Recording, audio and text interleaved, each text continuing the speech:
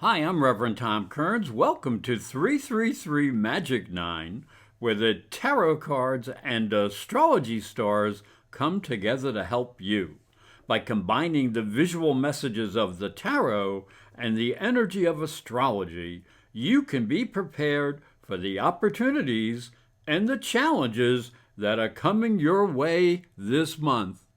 I hope you will like this video and also press the little bell for notifications when my new videos come out. The tarot card for the first week of the month is the Chariot, which represents success and victory.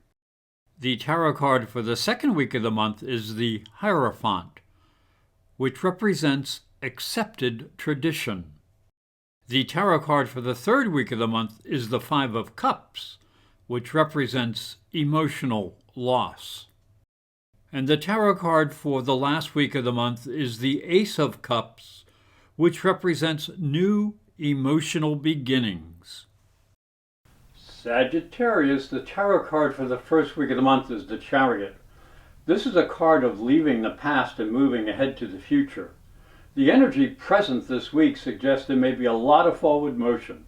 You may be able to see a glimpse into your future potential, and your ability to command ideas may grow. So look forward to success. Now, as we look down into the astrology, the month begins with a full moon in the sign of Sagittarius and your first house of your chart. Now, this may sound a little counterintuitive to say the month begins, as a full moon is thought to be a time of fullness and completion. But it's also an opposition and represents opposing forces and emotions. This opposition is from the first to the seventh house of partners. So you'll need clarity and cooperation when dealing with your partners or with the public. You need to balance your emotion with the feelings of others, but don't lose self-control. Now, Venus will enter Leo and your ninth house, adding to your ability to see the bigger picture and to set your sight on lofty goals. Just make sure you keep one foot on the ground, and that way you can be a practical dreamer. The tarot card for the second week is a Hierophant. It shows a high priest on a throne of power. It represents the power of tradition and social structure. It suggests that there may be a need to approach spirituality and life in general in a more open and fluid manner. A rigid approach may need to be modified, so you may have to be a little bit more flexible. Now, as we look down into the second week, it contains two significant changes. Pluto, the planet of death and resurrection, will retrograde back into Capricorn and your second house. Saturn will retrograde in the sign of Pisces and your fourth house of foundations. Pluto in the second will force you to reevaluate your approach to money and your resources.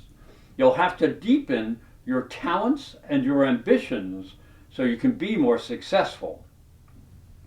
Saturn in the fourth will expose any conflicts between your family and career responsibilities. Together, these energies can change your life. Now, Mercury will enter Gemini, a sign of its power, and this will help you clarify and organize your mind so you communicate on a better level with partners. You may also have an opportunity to mingle with the public or speak, or do a class out in public. Enjoy! The tarot card for the third week of the month is the Five of Cups. It shows a despondent man who is not seeing the future. So there may be something inside of you that you sense deeply that can be troubling on an emotional level. You may be feeling a loss or a personal disappointment. This may be a good time to let go of the past and look in a new direction. And as you can see here, there is a bridge that leads to the future and a castle out there in the distance. Look to the future. Now, as we look down into the astrology, the third week begins with a new moon in your seventh house of relationships. This is an interesting placement, for you may become much more aware of how you communicate with your partners, the general public, and your need to connect with others to satisfy your curiosity. You may teach or become involved with the media, study new information, or use new technical equipment to make your life easier. And you can polish your mental abilities and your communication skills. But you are warned not to get carried away by insecurities or fantasies, since this lunation is squared by Neptune in the fourth house of emotions. Now the sun will go into your eighth house of shared energy, suggesting you do activities that improve your intimate or business relationships. Woo!